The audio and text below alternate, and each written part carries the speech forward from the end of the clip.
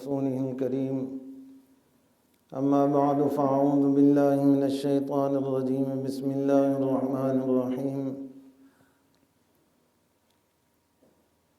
لأنتم أشد رهبة في صدورهم من الله ذلك بأنهم قوم لا يفقهون لا يقاتلونكم جميعا إلا في قرى محصنة أو من وراء جدر بأسهم بينهم شديد تحسبهم جميعا وقلوبهم شتى ذلك بأنهم قوم لا يعقلون صدق الله العظيم۔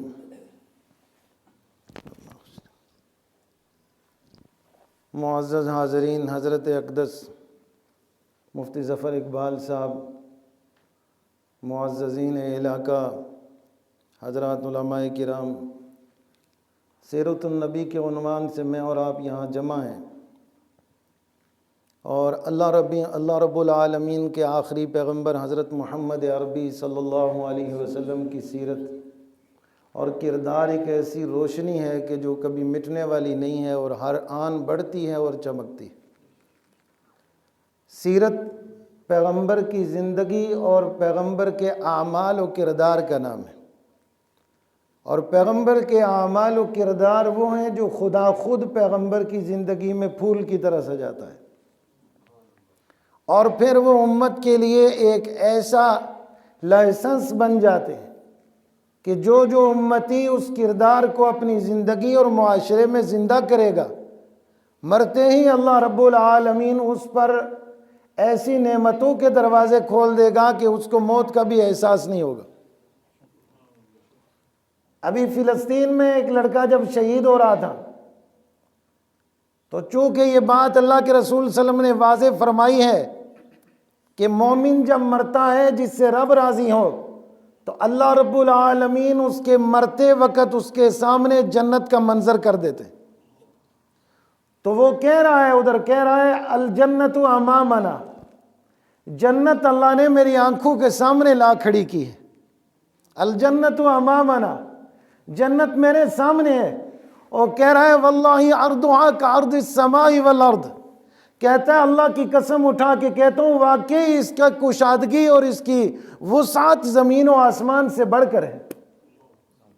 تو یاد رکھنا رسول اللہ صلی اللہ علیہ وسلم کی سیرت صرف اتنی نہیں ہے جتنی ہم موسم میں سٹیجوں پر سنتے۔ جناب رسول اللہ صلی اللہ علیہ وسلم کی سیرت بچے کے آنکھ کھولنے سے لے کر بند ہونے تک، اور پھر اس کو میت اور لاش کا لفظ ملنے سے لے کر جنت میں داخل ہونے تک کا نام سیرت اور کردار ہے، یاد رکھنا۔ اور یہ تبھی نصیب ہوتا ہے جب جناب رسول اللہ صلی اللہ علیہ وسلم کے طرز عمل زندہ ہو، یاد رکھنا۔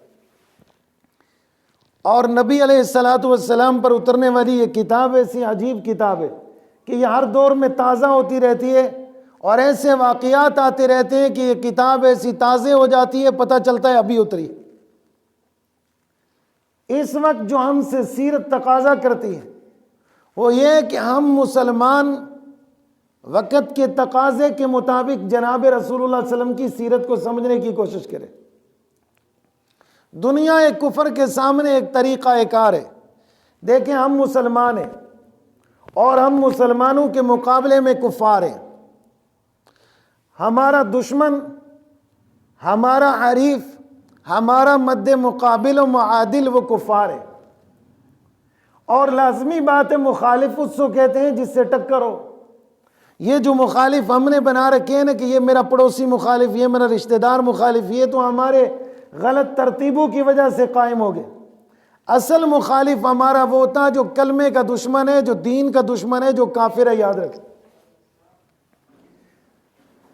اس مخالف کے مقابلے میں ہمیں کامل مسلمان ہونا پڑے گا، اور ہمیں جناب نبی پاک صلی اللہ علیہ وسلم کے طرز عمل کو زندہ کرنا ہوگا، یاد رکھیں۔ ہمیں تو یہ بتایا گیا کہ یہ لڑنا جھگڑنا، جنگ جدال قتال جہاد مجاہد، یہ سب کچھ دہشت گردی ہے، اور سارا کچھ اس طرح کرنے والے ٹیررسٹ ہیں، اور یہ لوگ کرنے والے بد امنی پیدا کرتے۔ لیکن جب موقع آیا تو پتہ چلا کہ یہ درندے ایسے ظالم ہیں، یہ نہ مسجد بخشتے ہیں، نہ قرآن بخشتے ہیں، نہ بچے بخشتے ہیں، نہ عورتیں بخشتے ہیں۔ درندہ بھی اتنا درندہ نہیں ہے جتنے یہ کافر بڑے درندے ہیں، یاد رکھنا۔ اور پھر یہ یاد رکھیں کہ میں آپ کے سامنے سیرت ہی بیان کر رہا ہوں۔ سیرت صرف رسول اللہ علیہ وسلم کے مبارک، یہ تو آپ کا حلیہ ہے کہ حضرت کا چہرہ اتنا روشن، سبحان اللہ، انکار کسی کو نہیں۔ عربی کا شاعر کہتا ہے عبد المطلب کے بارے میں، جو رسول اللہ علیہ وسلم کے دادا ہیں، فرماتا ہے علی شیبۃ الحمد الذی کان وجہہ یضیء ظلام اللیل کالقمر البدر، کہتا ہے کہ رسول پاک صلی اللہ علیہ وسلم کے دادا جب رات کو باہر نکلتے تھے، آپ کا چہرہ اتنا روشن تھا، ایسے لگتا تھا جیسے 14ویں کا چاند بادلوں سے نکلا ہو۔ تو جناب رسول اللہ علیہ وسلم کا تو سارا خاندان خوبصورت اور سونا ہے، لیکن یاد رکھنا یہ جناب رسول اللہ علیہ وسلم نے جو ہمیں زندگی اور اعمال دیے تھے، یہ ہم نے زندہ کرنے، میں نے اور آپ نے زندہ کرنے، یہ غیر زندہ کرنے کے لیے نہیں آئیں گے، یاد رکھیں۔ اس وقت دنیا کے اندر قرآن خطرے میں ہے، اور قرآن کا محافظ خود اللہ ہے، اور اللہ اس کا محافظ اس طرح ہے کہ اللہ کمزور لوگوں کے ذریعے اس قرآن کو مضبوط کرتے۔ دنیا کے بڑے بڑے طاقتور اسرائیل کو اپنا باپ مانتے تھے، دنیا کے بڑے بڑے جناب عالی روب رکھنے والے اور بڑے بڑے تناؤ کے ساتھ اکڑ کے زمین پر چلنے والے اس کی طاقت اور سطوت کو مان رہے تھے، اور اس کو ایک ایسی ناقابل تسخیر طاقت مانتے تھے جس کا اندازہ کوئی نہیں۔ حضرت محمد عربی صلی اللہ علیہ وسلم کی معجزاتی کتاب کا کرشمہ دیکھیں، دین کے محافظوں کا عالم دیکھیں کہ جس وقت دنیا کی طاقتیں کافروں کو مان کر ان کے قدموں میں گر رہی ہیں، اور وہ کافر دوسری طرف یہ سوچ رہا ہے کہ میں مسلمانوں کا قبلہ اول فلسطین میں مسجد اقصیٰ کو گرا دوں، اس وقت چند کمزور نوجوانوں کے ذریعے رب نے وہ کام کروایا ہے کہ وہ کافر جس کو لوگ سمجھتے تھے کہ وہ ستاروں سے اونچا ہو چکا ہے، رب نے اس کو زمین کے اندر ایسا دنسایا کہ اب اس کی چیخیں سننے والا بھی کوئی نہیں ہے، یاد رکھ۔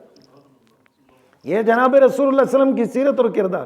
ہمارے جیسے معاشرے میں لڑکے اور بچے راتوں کو دیر تک موبائلوں پر بیٹھنے والے، ان جیسے لڑکوں نے خدا کی قسم بڑے بدماش کو زمین پہ ایسے گرایا کہ وہ اب کسی کو بتا بھی نہیں سکتا کہ میں کہاں سے زخمی ہوں اور مجھے کہاں سے ہاتھ ڈالا گیا۔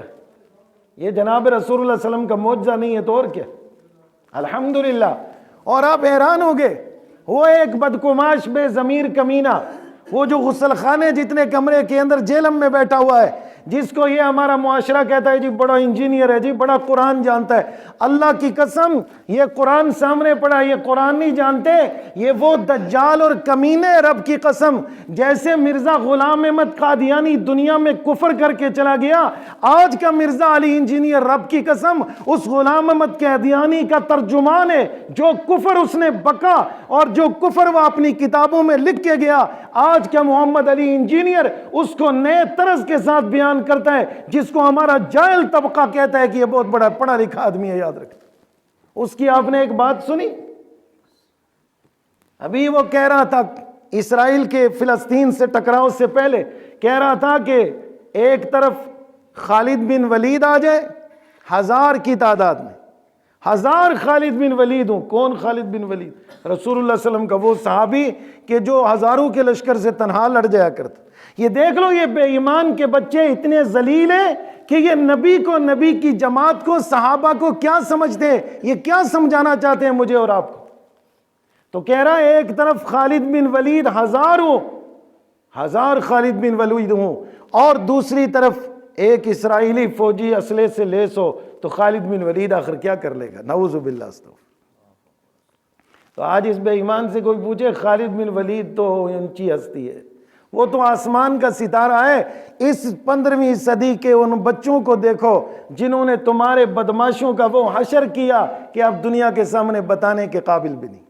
اور جیسے 20 سال بعد امریکہ نے بتایا کہ نبی کی سیرت افغانستان کے غاروں مزاروں کو اساروں میں جب دہرائی گئی تو نیٹو کا کیا حشر ہوا؟ وہ وقت قریب ہے جب اسرائیل بتائے گا کہ محمد کی سیرت قائم رکھنے والوں نے میرے ساتھ میرا کیا حشر کیا۔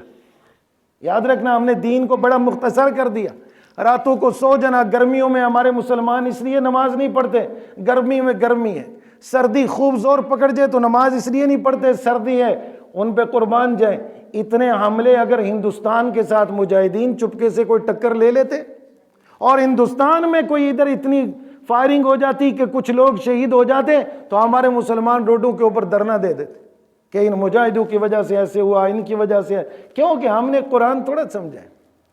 مصیبت یہ ہے کہ ہمیں پتہ ہی نہیں قرآن کیا کہتے ہیں، قرآن کے اندر کیا لکھا ہوا ہے، ہم نے تو اس کو سمجھا ہوا ہے بس ٹھیک ہے، مخصوص لوگ ہیں وہ اس کو پڑھتے ہیں، یہ مخصوص لوگوں کے سر یہ مسجدیں ہیں، مخصوص لوگوں کے سر یہ دین ہے، اور انہوں نے اس کو قائم رکھنا ہے، اس لیے ہمارے پاس کچھ نہیں۔ نہ ہماری قوم دین کی پیراداری کرتی ہے، نہ یہ مسجدیں دین آباد کرتی ہے، نہ ہمارا معاشرہ دین کے اوپر 4 روپے لگانے کے لیے تیار ہے، یاد رکھنا۔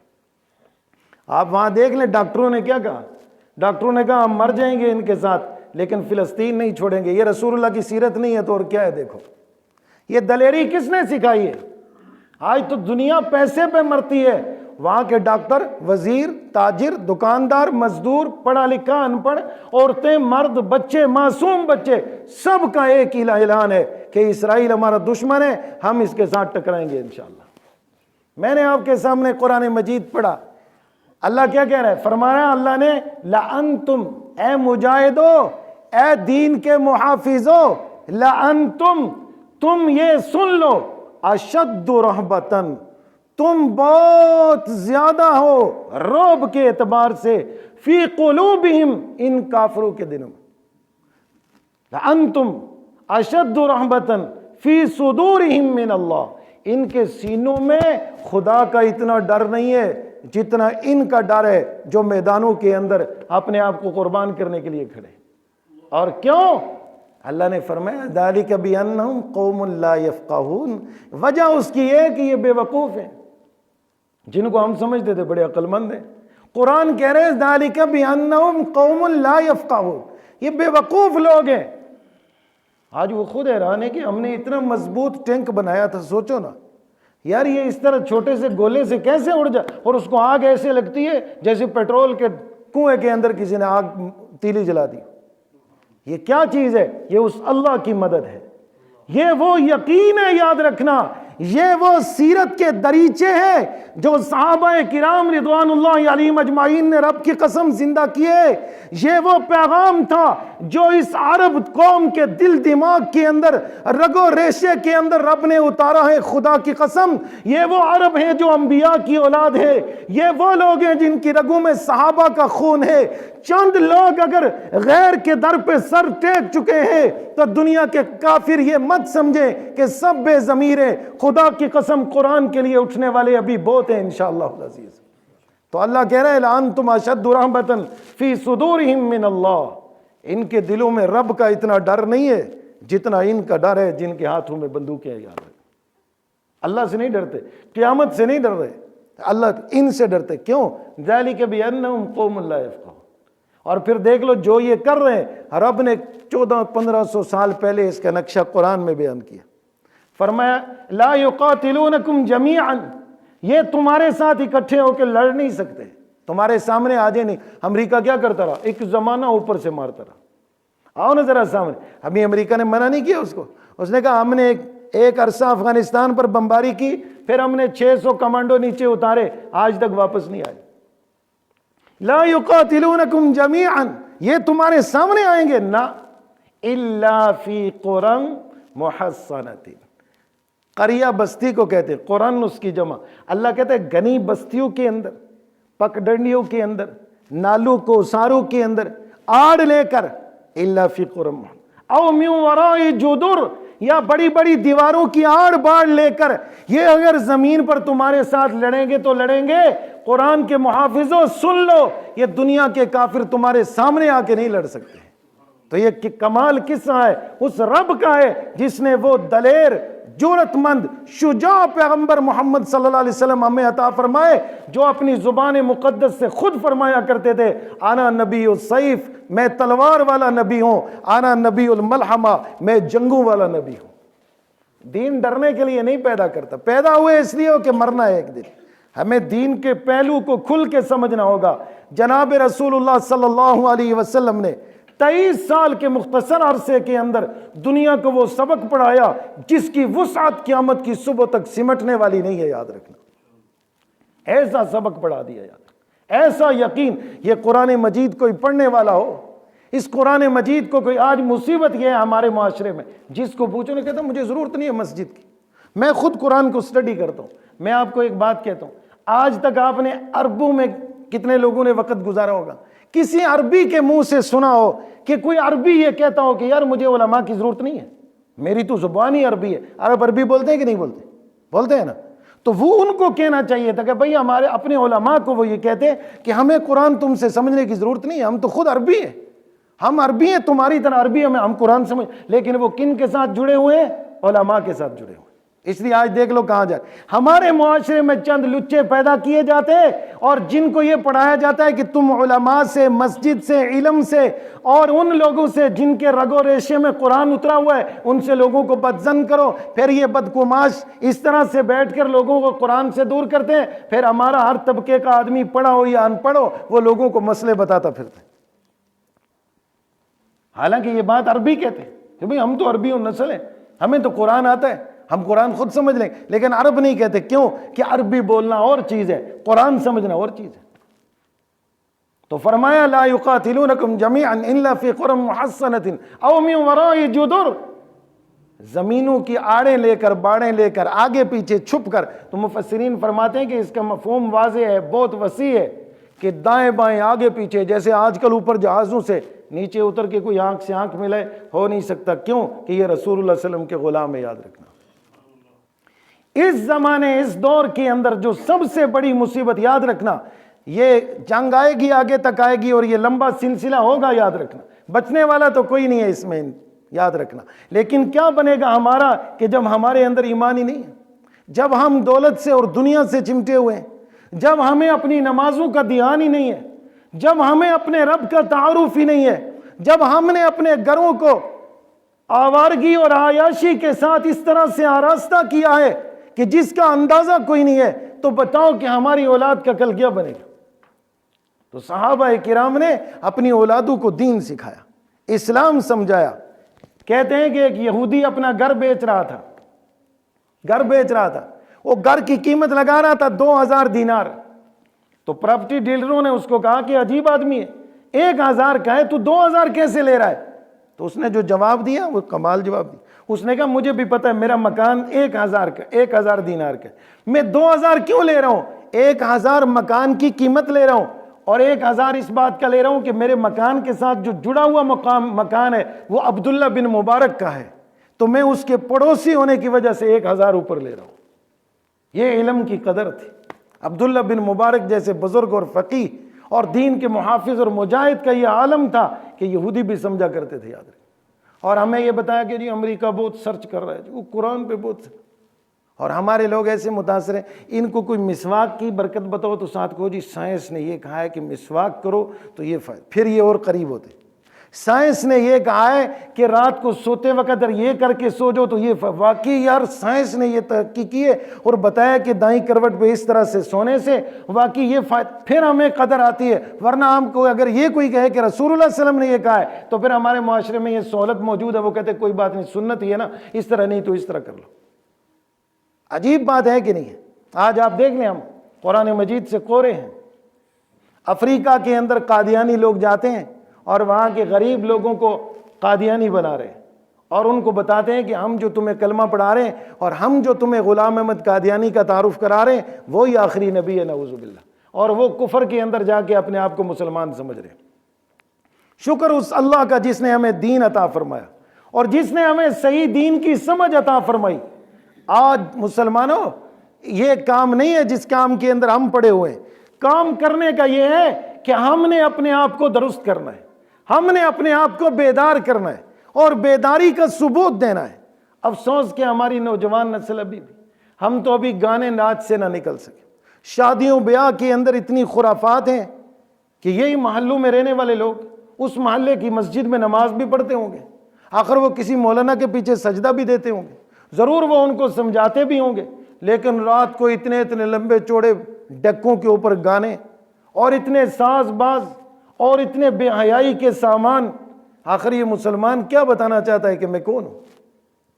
مسجدوں کو بھی ہم نے بنایا، اتنی خوبصورت مسجد کو انڈیا والوں نے آ کے نہیں بنایا، آپ لوگوں نے ہی بنایا۔ پھر ہمارے اوپر فرض ہے کہ ہم اپنے آپ کو درست سمت کے اوپر لے کے جائیں۔ ہم اپنے آپ کو دین کا محافظ بنائیں، ہمیں اپنے کلمہ نماز کی فکر ہو۔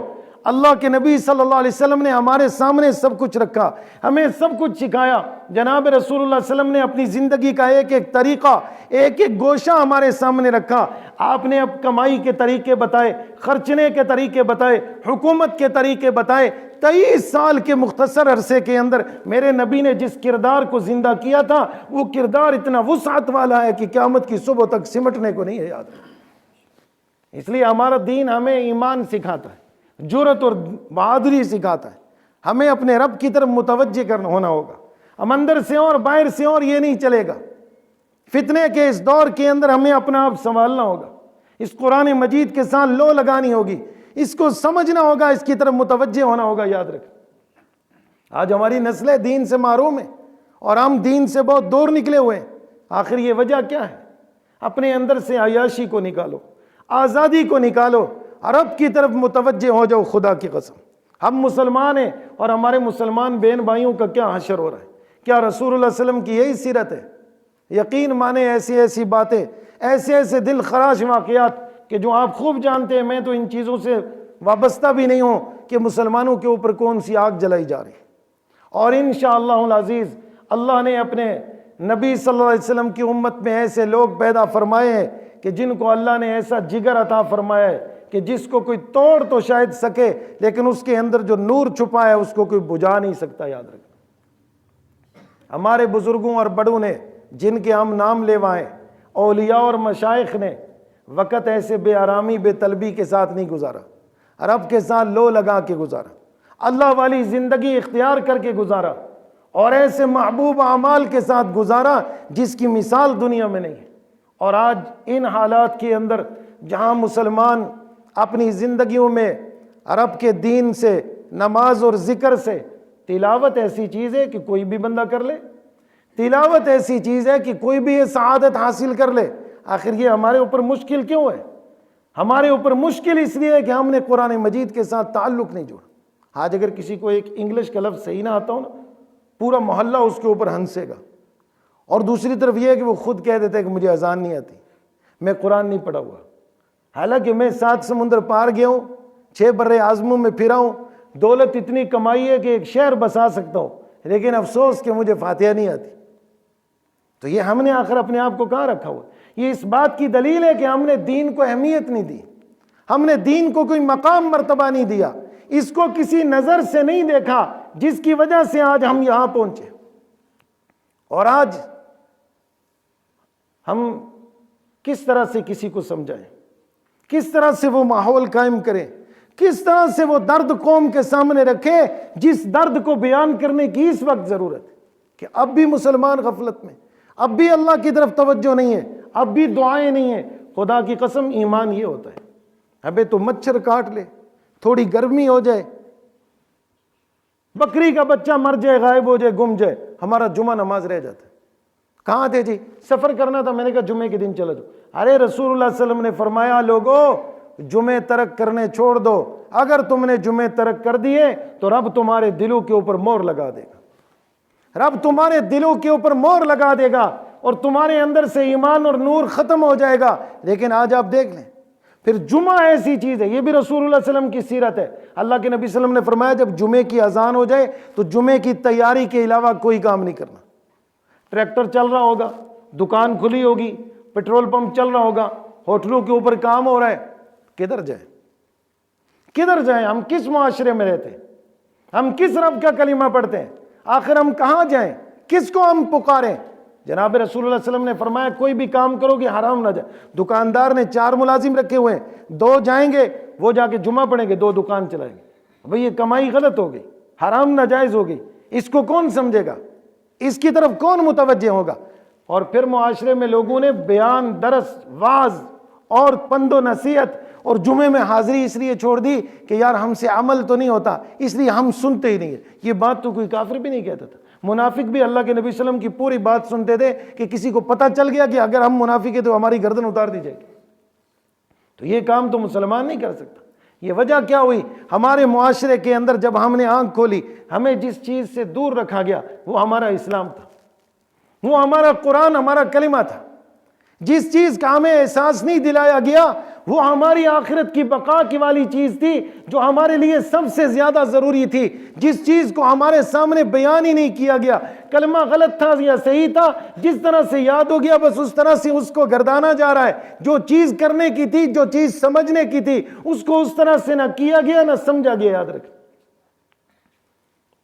مسلمان تو اس طرح سے نہیں ہوتا۔ مسلمان تو میدانوں کو، مسلوں کو، ہراتوں کو آباد کرتے، ذکر و تلاوت میں رہتے۔ یہ سمجھنے کی بات ہے۔ ہراتوں کو اپنی قرآن مجید کی تلاوت سے زندہ کرو۔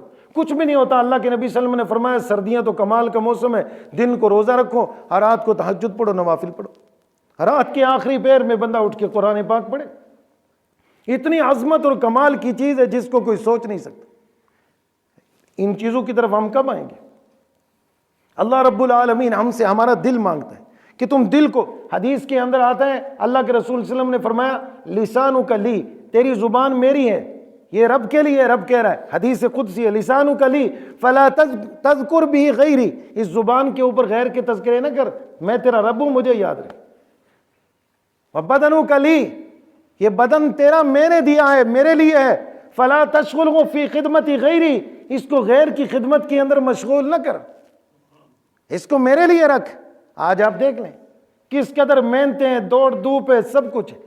کوئی ہمارے ساتھ ذرا سرا ایسے کنارہ کر کے چلا جائے ہم سالہ سال نہیں بھولتے۔ خود ہم کتنے غلط اعمال کرتے ہیں، کبھی اپنے سے نفرت ہوئی؟ بالکل نہیں۔ کبھی اپنا کہیں صفائی بیان کرنی پڑ جائے تو اپنی غلطی کو کتنے اچھے پیرائے میں ہم بیان کرتے ہیں، کبھی دوسرے کے لیے ایسی زبان کھلی۔ تو مسلمان کا تو یہ کردار و عمل نہیں ہوتا۔ مسلمان کو اسلام ایک خوبصورت شاہکار بناتا ہے، ایک خوبصورت گلدستہ بناتا ہے، اور پھر وہ اتنا مضبوط اور اتنا خوبصورت ہو جاتا ہے جس کی مثال کوئی۔ اگر صرف لڑنا اسلام ہوتا، یاد رکھو، تو پہلے دن صحابہ تو جنگوں والے لوگ تھے، 40 سال داعش و غبرہ کی لڑائیاں تھیں۔ حضور علیہ السلام کہتے ہوئے کلمہ پڑھتے جاؤ، بندوق اٹھاؤ، ان کافروں کو مارنا ہے۔ کب نہیں ایسا ہوا؟ 13 سال اطمینان سے رکھا کہ لڑنے کا بھی ایک ٹھہراؤ آئے، یہ تو قوم لڑنے والی تھی، ابھی کافروں کو مٹا دو، ایسا نہیں کیا۔ کلمہ پڑھو، جبر سے ہو، جیسے میں کہتا ہوں اور جیسے مجھ کو میرا خدا کہتا ہے، اطمینان سے رہو، ان کی برداشت کرو۔ لڑائی والی قوم تو یہ پہلے ہی ہے، سینا سیکھو، حوصلہ سیکھو، بڑے جوش آئے، بڑے جذبے آئے، اللہ کے نبی اجازت دیں، ان کے ٹکڑے کر دیں، ان کے لیے مارنا کوئی مسئلہ نہیں تھا، لیکن ایک ضبط پر لائے۔ تب وہ مقام آیا جب ایک یہودی کو علی رضی اللہ عنہ نے گرایا مارنے کے لیے، اس نے منہ پہ تھوک دیا، حضرت علی نے اس کو چھوڑ دیا۔ لوگوں نے کہا آپ اس کو قتل کرنے دے، کیوں نہیں کیا؟ فرمایا میں اس کو قتل اس لیے کرنے لگا تھا کہ یہ اللہ کا دشمن ہے، تو اللہ کے دشمن کو قتل کرنا چاہیے۔ اس نے جب میرے اوپر تھوک دیا تو مجھے غصہ آ گیا، تو اب اگر میں اس کو مارتا تو گویا کہ میں اپنی دشمنی کی وجہ سے مارتا۔ ہم کسی کو اپنی دشمنی کی وجہ سے نہیں، عرب کا دشمن ہونے کی وجہ سے مارا کرتے ہیں۔ تو یہ ایک جماعت تیار کی، یہ بات نہیں تھی۔ آج بھی اسلام یہ نہیں کہتا، اسلام یہ کہتا ہے کہ کافر کو بھی رہنے کا حق ہے۔ ایک آدمی قتل ہو گیا، اس کے مقابلے میں قتل کیوں کیا جاتا ہے؟ کہ قصاصاً قتل کیا جائے گا، کیوں کیا جاتا ہے؟ بھئی اس کو کیوں مارتے ہو؟ ایک مر گیا، دوسرے کو کیوں مارتے ہو؟ اس لیے کہ رب کہتا ہے کہ بندہ زمین پر جی رہا تھا، وہ 5 وقت میری نماز پڑھتا تھا، میرا ذکر کرتا تھا، وہ ایک بندہ میرے بندوں کے اندر میرا ذکر کرنے والا کم کیوں ہوا؟ اس کے بدلے میں تجھے بھی کم کیا جائے گا۔ تو یہ ہمارا دین ہے، یہ ہمارا اسلام ہے، یہ رسول اللہ صلی اللہ علیہ وسلم کی سیرت ہے۔ اللہ کے نبی صلی اللہ علیہ وسلم نے کس طرح سے اعمال و کردار کو زندہ کیا، اور کس طرح سے اس قوم کے اندر ایک نئی روح پھونکی جس کو آج زندہ کرنے کی ضرورت ہے۔ آج دیکھ لیں کس چیز کے ساتھ ان لوگوں کے اندر دلیری اور حوصلہ ہے۔ کیا اگر ہم یہ دیکھ لیتے کہ مسجد اقصیٰ گر گئی ہے، اور کیا آپ سمجھتے ہیں اگر یہ کافر کعبے کے اوپر چڑھ دوڑے تو کون اس کعبے کو بچائے گا؟ یہ 57 ملکوں کے حکمران بچائیں گے؟ یہ بچائیں گے جو اپنے آپ کو مسلمان کہتے ہیں۔ اللہ نے دین کا کام ہمیشہ فقیروں سے لیا ہے، یاد رکھنا، غریبوں سے۔ یہ تو باتیں کرنے والے بیان دے سکتے ہیں، تبصرہ کر سکتے ہیں، آر پار کے ٹپے اور گپے مار سکتے ہیں، رب والے رب کا کام کرتے ہیں، رب کا لشکر رب کا کام کرتا ہے۔ یاد تو ان چیزوں کو سمجھنا ہوگا۔ نوجوانوں میں آپ کو خصوصی درخواست کروں گا، اپنے آپ کو جگاؤ، اپنے آپ کو بیدار کرو، اپنے آپ کو نمازی بناؤ، مسجد والا بناؤ، رب والا بناؤ، آوارگی چھوڑ دو خدا کے لیے۔ اس موبائل میں کچھ بھی نہیں ہے سوائے جھوٹ کے، اس موبائل میں کچھ نہیں ہے سوائے دغا بازی کے۔ وہ انہوں نے ہمیں ہلاک کرنے کے لیے نکالا تھا، لیکن یہ ان کی بھول ہے۔ اگر ایک مسلمان بھی دنیا میں ہو اور نعوذ باللہ کوئی بھی اس کے علاوہ خالص نہ رہے تو اللہ اس ایک مسلمان کے ذریعے سے سب کافروں کی گردنیں کٹوا سکتا ہے۔ الحمدللہ ہمیں مسلمان بننے کی ضرورت ہے، ہمیں یک رنگ ہونے کی ضرورت ہے، ایک رخ پہ آنے کی ضرورت ہے۔ اور شاعر کہتا ہے نا، درخت ہائے بار ور چوش ترانے بار ور، ہمیز پشت یک دیگر چصف کہائے دار را، مہار کش شمال شاہ صحاب شاہ رحال شاہ عقول شاہ عقیل شاہ فروع شاہ مہارہا، کہ مسلمان ایسا ہوتا ہے کہ درخت ہائے بار ور، جس طرح لدے ہوئے پھلوں سے درخت ہوں، چوش ترانے بار ور، جس طرح اونٹ ہوں اور ان کی پشتوں پہ مال ہی مال ہو، ہمیز پشت یک دیگر چصف کہائے دار را، ایک دوسرے کی پشت کے پیچھے اس طرح چلتے ہیں جس طرح ملے ہوئے مکانوں کی چھتیں ہوتی۔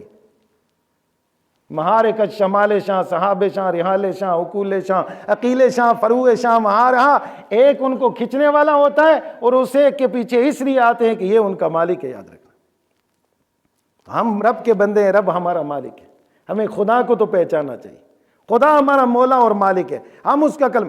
کوئی ایسی بات تو میں آپ کے ساتھ نہیں کر سکتا کہ میں اس نظریے سے بیٹھا ہوں کہ نعوذ باللہ کے لوگوں کو اسلام کا پتہ نہیں، آج میں اسلام بتا رہا ہوں، ایسا تو ہے نہیں۔ ہم تو جاگنے کے لیے بیٹھے ہیں کہ ہم جاگ جائیں، ہم فکر مند ہو جائیں، ہمارے اندر ایک سوچ پیدا ہو جائے کہ یار ہمارا تقاضا کیا ہے۔ آج ہم کتنے ایک ہیں کہ ایسے مظلوم کے ساتھ کھڑے ہو سکیں، کتنی ہماری مائیں بہنیں جو پریشان ہو رہی ہیں۔ رسول اللہ صلی اللہ علیہ وسلم کی سیرت کو سمجھنے کی ضرورت ہے، یاد رکھیں، اللہ کے نبی صلی اللہ علیہ وسلم کے طرز عمل کو سمجھنے کی ضرورت ہے۔ جس نبی محترم صلی اللہ علیہ وسلم نے کبھی غیر کو بھی بے آسرا نہیں چھوڑا تھا، اپنے آپ کو چھوڑ سکتا ہے؟ یاد رکھیں، اپنوں کو کیا چھوڑ سکتا ہے؟ تو اس محمد عربی صلی اللہ علیہ وسلم کے طرز عمل کو زندہ کرنا ہوگا اپنے گھر بار کے اندر۔ سمجھاؤ اس بات کو، جیسے یہ سمجھایا جاتا بھی خرچہ زیادہ نہ کرو، بھائی دھیان سے، مہنگائی ہے، کوکنگ آئل آرام سے استعمال، گھر کرتے ہیں بڑے بات کرتے ہیں، بھئی خیال سے فضول چیزیں ضائع نہ کرو، جتنی ضرورت ہے اتنی روٹی بناؤ۔ تو یہ بھی کہا جا سکتا ہے بھئی نماز نہ چھوڑو، بھئی صبح اٹھ کے نماز کس نے پڑھی ہے کہ نہیں پڑھی، یہ ہمارے منہ سے کیوں نہیں نکلتا؟ چونکہ ہم کمانے کے لیے آئے تھے، کمانا ہمارا مشن تھا، کما کے ہم نے لایا تو اس کے اوپر ہماری محنت خرچ ہوئی، بے آرام ہوئے۔ تو اب جب اس بے آرامی کو کوئی بے آرامی کے ساتھ ضائع کرتا ہے تو ہماری اس بے آرامی میں اور بے آرامی پیدا ہوتی۔ تو ہم اس لیے نہیں آئے، ہم تو رب کی زمین پر رب کے نظام کو زندہ کرنے کے لیے آئے، اللہ کے بندوں کو اللہ کے ساتھ جوڑنے کے لیے آئے۔ تو جناب رسول اللہ صلی اللہ علیہ وسلم کے سیرت و کردار اور آپ کے افکار اور انداز، اور آپ نے صحابہ کرام رضوان اللہ علیہم اجمعین کو جو بتایا اور جس طرز عمل کے اوپر لا کے کھڑا کیا، اور پھر صحابہ کرام نے کس طرح سے اس قرآن مجید کو سمجھا اور اس کے اوپر قائم رہے، اور کس طرح سے اس قرآن مجید کو لے کر چلے۔ ایک چھوٹی سی آیت، ایک چھوٹا سا جز، جب رسول اللہ صلی اللہ علیہ وسلم ہجرت کر کے غار میں گئے اور غار کے اوپر کفار آ گئے، اور صدیق اکبر رضی اللہ عنہ نے اس پریشانی میں کہ کہیں کفار نے اگر پیغمبر کو پا لیا، حضرت کے وجود اطہر کو کوئی نقصان ہوا تو امت کیا کہے گی کہ پیغمبر میری معیت میں تھے، پیغمبر میرے ساتھ تھے۔ تو آپ نے جب پریشانی کا اظہار کیا، اللہ کے نبی صلی اللہ علیہ وسلم نے فرمایا لا تحزن ان اللہ معنا، اے ابو بکر آپ کو ڈرنے کی ضرورت نہیں ہے، اللہ ہمارے ساتھ ہے۔ یہ ہے استاذ نے قرآن کی آیت پڑھی، لا تحزن ان اللہ معنا، ڈرنے کی ضرورت نہیں ہے، رب ہمارے ساتھ ہے۔